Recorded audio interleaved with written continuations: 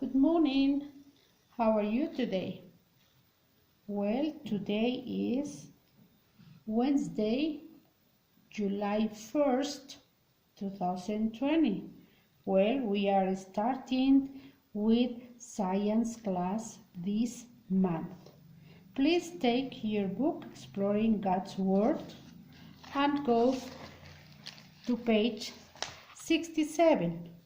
But in this page 67, we will learn about word of invertebrate. Okay, what is an invertebrate animal? Do you know invertebrates? If we talk about vertebrates, what will be invertebrates? Let's see. Today we will talk about invertebrates. Here is, okay, invertebrates. What are invertebrates? Well, let's see. Invertebrates are animals without a backbone. They don't have a backbone. Okay? This classification of invertebrates includes sea stars, butterflies, and spiders. Many invertebrates are very small. They have a soft sac filled with liquid, supports worms and sea jellies. Insects and other arthropods have a hard covering on the outside of their bodies. Okay, now, do you know that a jellyfish that is not really a fish? You know, it's not a fish. Here we have a jellyfish. Okay, but it's not really a fish because it has not backbone. They don't have backbone. It is an invertebrate. Fish are vertebrates because they have backbones, but these kind of animals, such as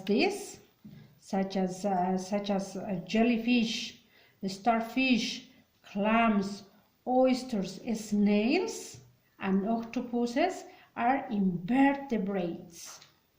Okay? Then we already talked that invertebrates are animals without backbones. Invertebrate animals are usually small animals. They are small ones because they don't have backbones. You see, the vertebrates, they have a backbones, and when they grow up the backbones too. But in the invertebrates, if they don't have backbones, it means that they are still small ones and they don't grow up. Okay, that is a big difference, right? Then, usually they have weak muscles. Some have a hard crust covering for strength and protection, like here. Like here. This is, what is this? Do you know what is this? Remember? Do you know? This is a crab. Okay? If you see, that crab has a hard crusty covering for strength and protection.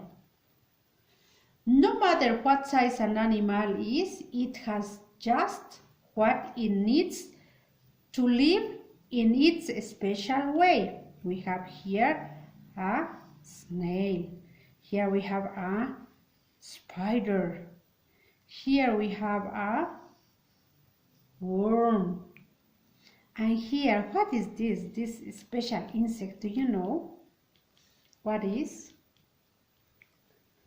Ladybug, right? You see there are small ones. Now in this lesson we will know and we will learn about these small species. Okay, now we have we will learn about all insects, spiders, worms, octopuses and starfish. We will learn about them, like invertebrates. Okay, many kinds of invertebrates are small. Okay, there are 70,000 species of vertebrates, but there are over 800,000 species of invertebrates. It means that we are talking about that 70,000 species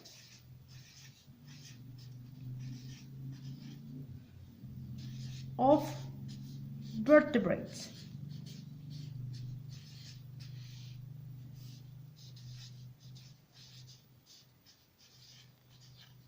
We have 70,000, but there are over 800,000 species of invertebrates.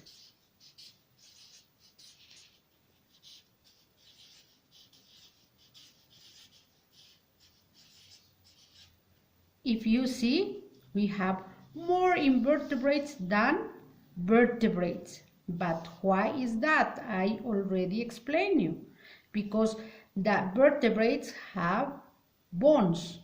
And when they grow up, the animals grow up, the bones grow up too. But in the invertebrates, they don't have it. They don't have backbone. Okay, and they don't grow up. That's why they are very small, and we have more species about them. Okay, now let's continue talking about that without those ones. If you notice that in a warm day we have a lot of insects, right? In a warm day, insects are buzzing near you. But on a cold day, they move very slow. And what happens with them? Sometimes they just stay on the glass, right? They don't move it. They don't move it and stay over there. Why is that one? Because they are cold-blooded. Do you remember? We already talked about that one. They are cold-blooded. Here I have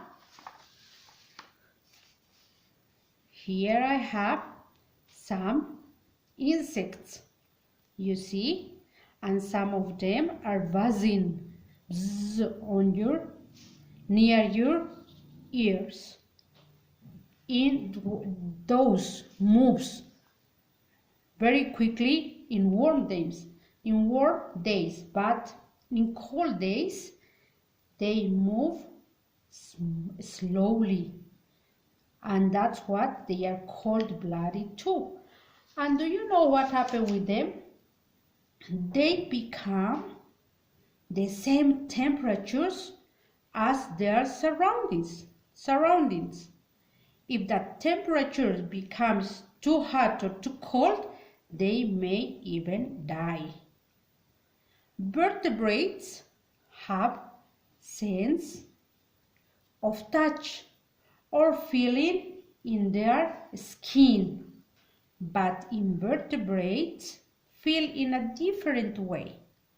Some of them feel with little hairs on their legs or feet, like the spider.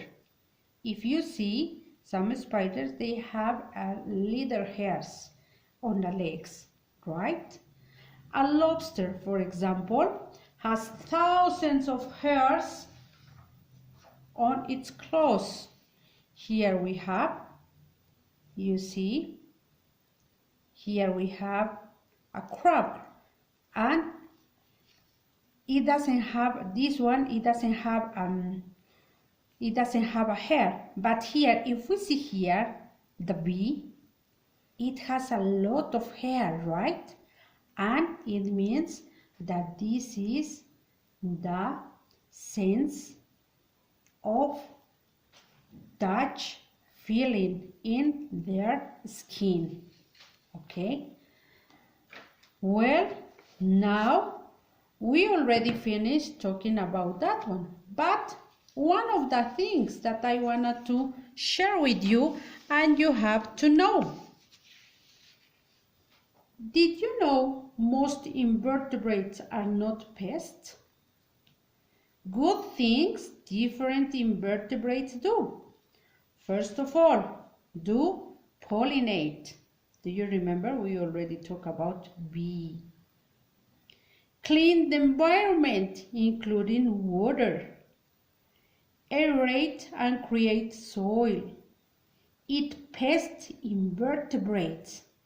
And provide food themselves for birds, mammals, fish, and other invertebrates when they are eaten. It means that insects are very useful in our world. They help us. Okay? Well, that's all for today, but you will have a homework.